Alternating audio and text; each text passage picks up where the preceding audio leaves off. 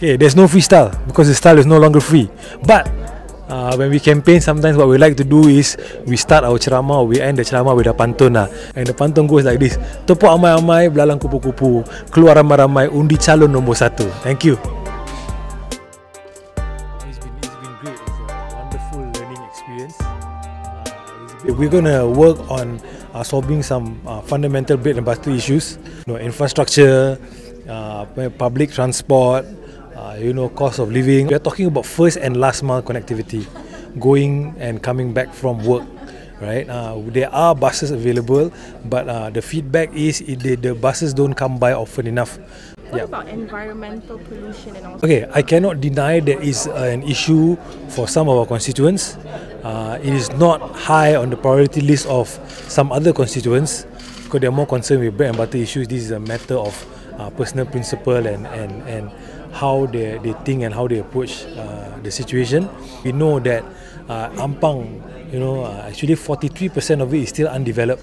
It's still forest, right? And personally, I hope to keep it that way. You know that land issues, anything land related, is a matter of state. But having having the federal government in line with what the state and what the constituents wants is an important thing. Is a bonus. I think it's not, because we have some very intelligent voters here.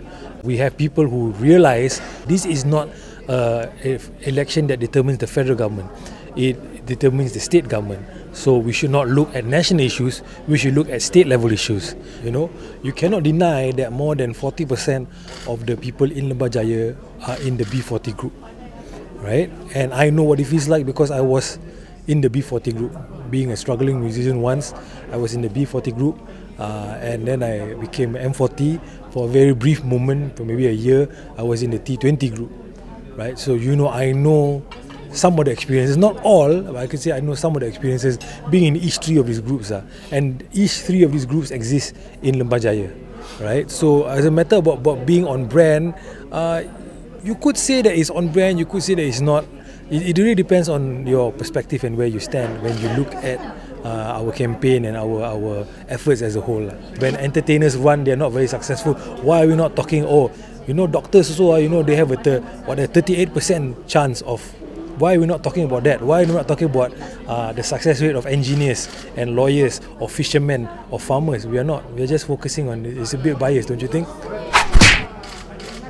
I think it's not just for celebrities, it's not just for musicians. It applies to whatever your background or your experience is. Basically, you should do a SWOT analysis, right? It's not always all strengths, it's not all weaknesses, it's not all opportunities, it's not all threats. So you should be cognizant of your SWOT analysis. And you can adjust your direction, your campaign, your efforts accordingly. Estimates and takeaways: you are in the midst of branding yourself. You are marketing and promoting.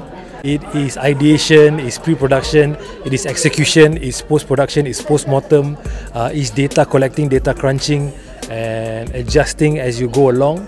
And do you separate yourself from Altimet? Of course. I'm not Altimet when I go home. I'm a father when I go home. Right? I'm also a husband, I'm also a son. Just that most people choose to see one side, which is the entertainer.